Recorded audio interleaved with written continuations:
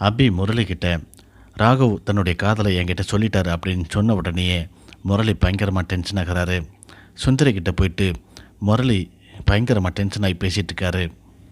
அடுத்த சீனில் டைனிங் ஹாலில் உட்காந்துருக்காங்க. எல்லாருமே பேசிகிட்டு இருக்காங்க. அஞ்சலிக்கு வளைகாப்பை எப்படி நடத்துறது அப்படின்னு சொல்லிட்டு டிஸ்கஸ் பண்ணிகிட்டு இருக்காங்க. ட்ரெஸ்ஸுக்கு ஒரு நல்ல டிசைனரை நான் சூஸ் பண்ணுறேன் அப்படின்னு சொல்லிட்டு ராகவ் வேணுமனே வேறு ஒருத்தவங்களை இன்ட்ரடியூஸ் பண்ணி வைக்கிறாரு. அபியே நல்ல ஒரு டிசைனர் தான், ஆனால் அபியை வெறுப்பேற்றணும் அப்படிங்கிறதுக்காக ராகவ் வேணுமனே இப்படி பண்ணுறாரு. அவங்கக்கிட்ட ஃபோன் பண்ணி பேசுகிற மாதிரி பேசிகிட்டு இருக்காரு. ரொம்ப நேரம் சிரித்து பேசிகிட்டு இருக்காரு. இதை பொறுத்துக்க முடியாத அபி ஒரு கட்டத்தில் ஃபோனை பிடிங்கிட்டு இங்கே நான் தூங்க போகிறேன், இந்த இடத்துல பேசாதீங்க அப்படின்னு சொல்லிட்டு சொல்கிறாங்க. சரி நீ இங்கே தூங்கு, நான் வெளியே போய் பேசிக்கிறேன் அப்படின்ட்டு ராகவ் சொல்லிட்டுருக்காரு. அபியை வெறுப்பேற்றுறதுக்காக ஒவ்வொரு வேலையும் பண்ணிகிட்ருக்காரு. அபி ரொம்ப கோபமாக இருக்கிறாங்க. அடுத்த சீனில் எல்லாருமே கோவிலுக்கு போயிட்டு வரலாம் அப்படின்னு சொல்லிட்டு கிளம்புறாங்க. கோவிலுக்கு போகணும் அப்படின்னு சொன்ன உடனேயே முரளி சவுக்கால் அடி வாங்கின விஷயத்தை நினச்சி பார்த்து ராகவ் சிரிச்சிட்ருக்காரு.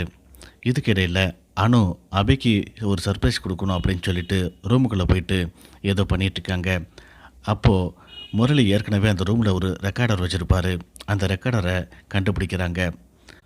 ஆகாஷ் கிட்டேயும் அந்த ரெக்கார்டரை காட்டுறாங்க. 2 பேரும் அதை பார்த்துட்ருக்காங்க. அடுத்து இதை வச்சு என்ன பண்ண போகிறாங்க, முரளியை கையும் களவுமா பிடிக்க போகிறாங்களா அப்படிங்கிறத பொறுத்திருந்து பார்க்கலாம்.